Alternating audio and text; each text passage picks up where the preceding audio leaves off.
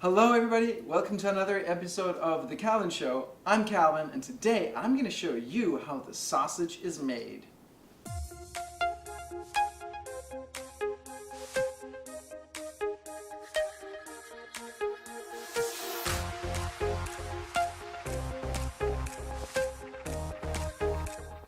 Food.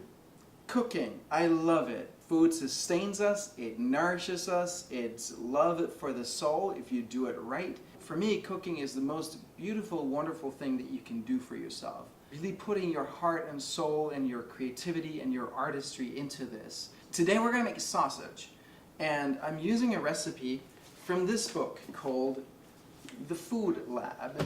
It's written by a guy named J. Kenji Lopez Alt, which is a mouthful. And the book, as you can see, is quite a mouthful too. He takes recipes and then he figures out the actual steps necessary. He breaks it down, he uses the science of proteins to come up with the simplest, best recipe for whatever it is he does. You can trace his origins back to this book, the Harold McGee, the Red Book. It's called On Food and Cooking, The Science and Lore of the Kitchen, which was published first in 1984. The guy works at the CIA, which you may think is about foreign intelligence and stuff, but it's not. It's the Culinary Institute of America, and it's a fun place to visit. They have restaurants you can go eat, and everybody who works at those restaurants are students at the CIA, so you can see what they're up to. And he was kind of right at the cusp of starting to look at cooking in scientific terms. Next, we have Cooks Illustrated. They have this thing called a test kitchen, so they will take some dish that you make, typically, and then they'll be like, what is really the best way to make this dish? The guy that we're gonna learn how to make sausage from, he worked here. Now, our friend J. Kenji Lopez Alt works for a blog called SeriousEats.com, and I very much recommend that you go check out that site and subscribe to them in RSS, and your favorite RSS feeder, if anybody but me is still using RSS feeds. Well, I use sausage for a lot of different things. What you need to do is you need to buy some pork shoulder or pork butt.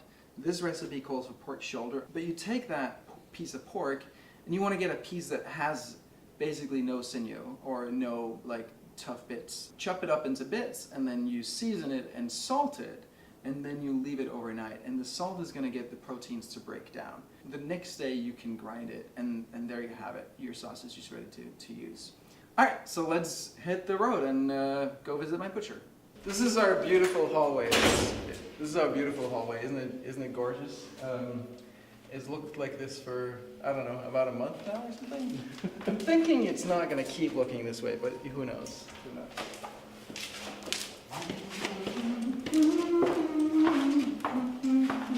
This is no fun. It's Johnny's place. He's Irish, he's been in New York for 25 years, and he is super cool. Because we're going to go by Astor Wines. So that's a slightly different route, a more northern route. So we're gonna have to put on a sweater because it's way more chilly up there north, like 4 blocks that way. This store is Raffetto's, and they make their own pasta. They also import pasta from Italy. At first I thought the dry pasta they made too, but they only make the fresh pasta. They're super cool. I think like a pound. A pound? Okay. Yeah. All right. Let's get a pound. I need some pork to make sausage. See, look at how it's been cut down from like years and years of cutting and chopping. That's the whole shoulder. How much is that? It's probably a little much. It's a lot. It's like 7 pounds. Yeah. That's 45. That is too much. 9 pounds. That's too much. Okay. But we can do like 3-ish. Keep the change here. Thank you. All right. This is the meat. Now we're coming up to Astor Wines, but before that, right around the corner, is Acme, which is a restaurant. Well, now it's kind of an Italian restaurant, but back a little over a year ago, 2 years ago, it was Danish chef Mads Refsland, who was a co-founder of Noma, was the chef in there. And those were the people who trained me in mixology and bartending back in the day. It was a super cool place to learn. They were super sweet about it. So still know some of the people in there, a little bit, but mostly with the new chef and stuff. They're a completely new guard now. So we're gonna walk down here, and then we're gonna make a right, and then we're gonna hit Astor Wines and get some aperitivo for our spritz, which we're gonna make with the pasta dish. This is where all the liqueurs and all that fun stuff is. And there's way more here.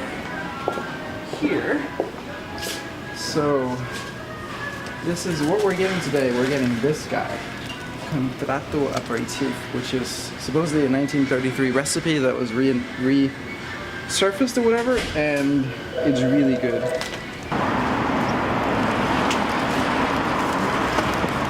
Alright, so now we got all the stuff that we need.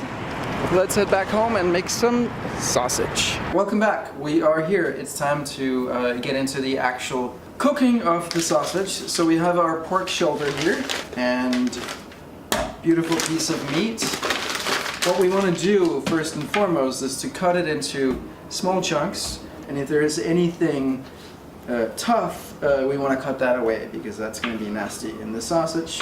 So we're just cutting it up. Nothing too particular here. We just want to have lots of surface area so that the salt can start interacting with the meat.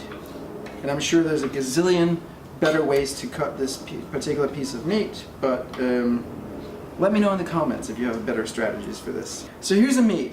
Next, what we want to do is we want to take the scale here and set it to grams, not ounces, not any of that thing. And the reason we want to do grams is because we want to be fairly precise with the amount of salt that we put in.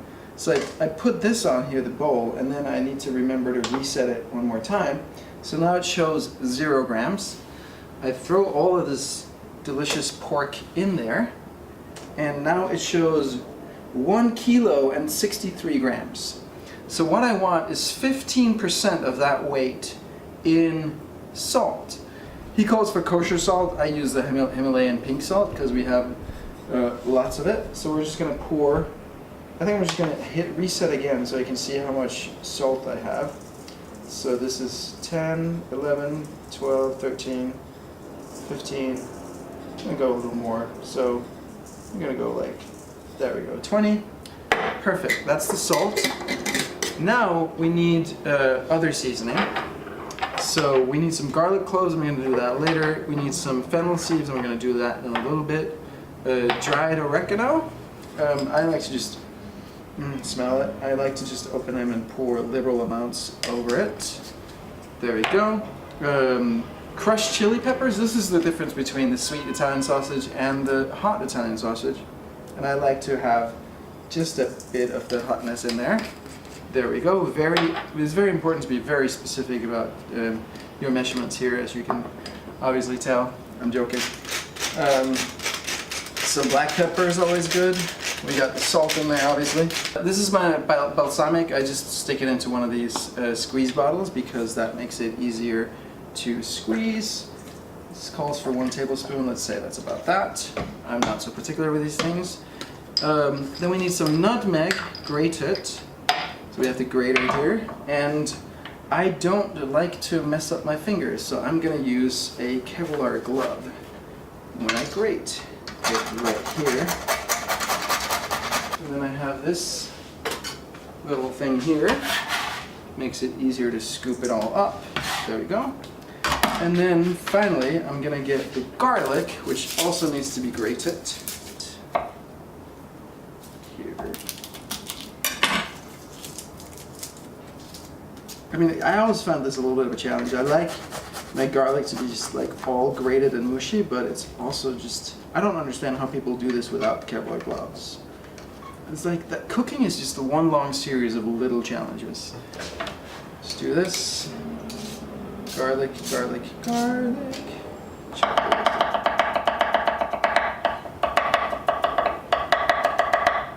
Let's not let any of the beautiful garlic go to waste.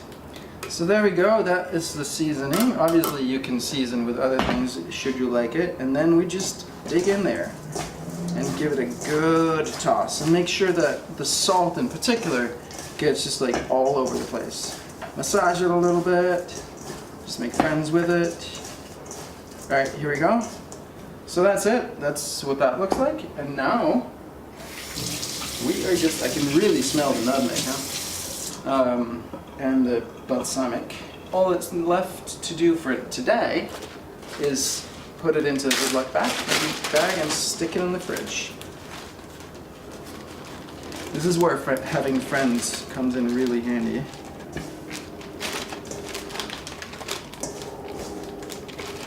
There we go.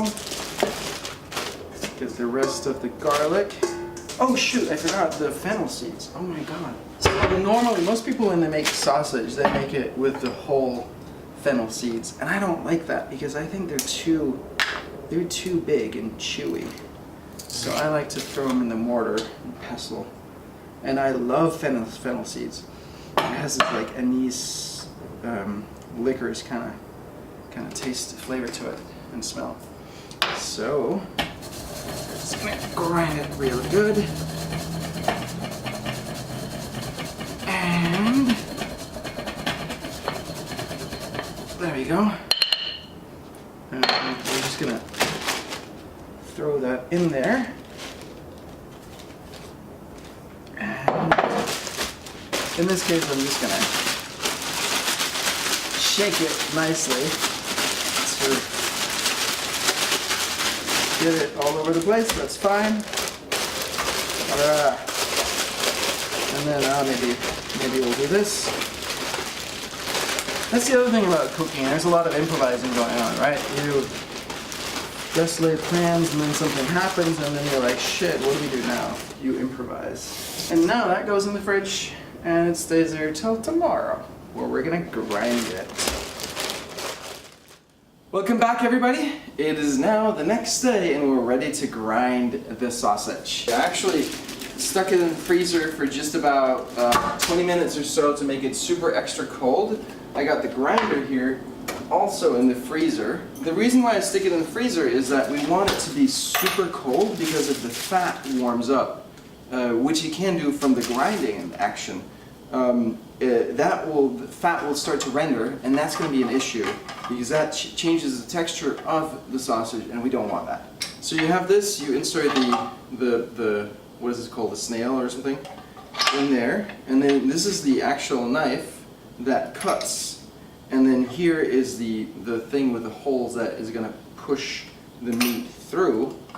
Put all that together, and then we can start grinding. This is the sound that it makes, and it's very simple.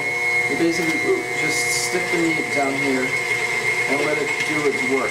Push it down, and we're gonna see it start coming out like that. And that's it. So we're done with the grinding. We can take that thing off. And what we do is we grab the paddle attachment, and then we just give it a couple of minutes of paddling, nice and slow.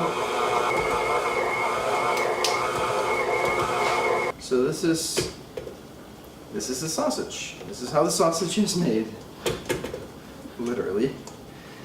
And then let's just grab it all out here.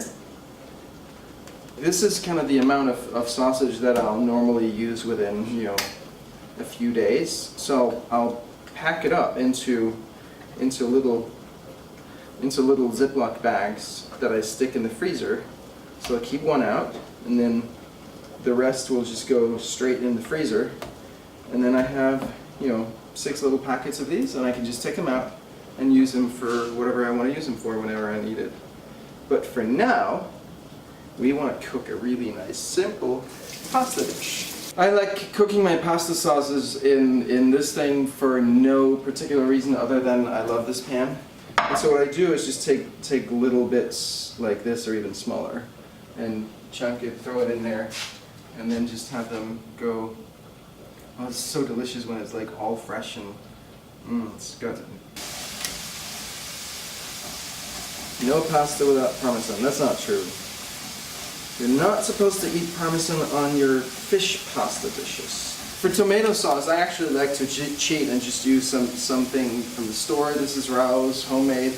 always like to add olive oil to the sauce, and if I happen to have some basil, which I do today, I will definitely throw that in. Here we go. Let's do that. Let's throw some pasta in there. That should, let me guess, that would be probably like a 3-minute thing, I'm thinking. Pepper, fresh pepper never hurts. You can put a little bit of Parmesan in there as well, actually. That makes for nice dishes.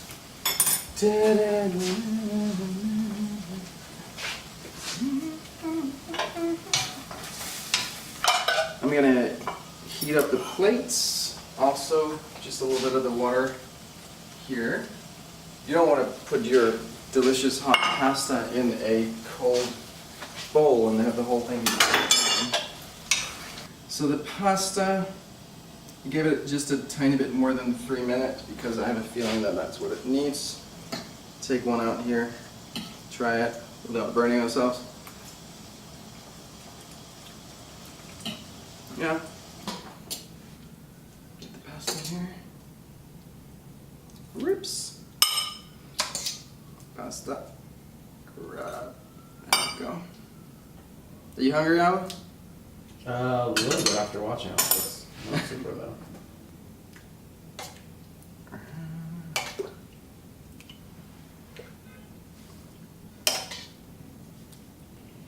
Let me get the cheese first.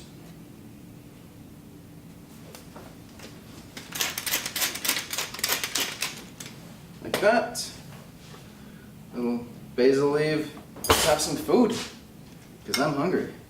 It's hot. And that's how the sausage is made. That's it for this episode of The Calvin Show. Make sure to subscribe to the mailing list up in the top right corner on my website, which is calvincorelli.com. If you're not watching it there, go there. Give me your comments, your thoughts, your feedback, and your questions, and I'll see you in the next episode. Thank you. And remember, being yourself is the truest form of anarchy. Go be you.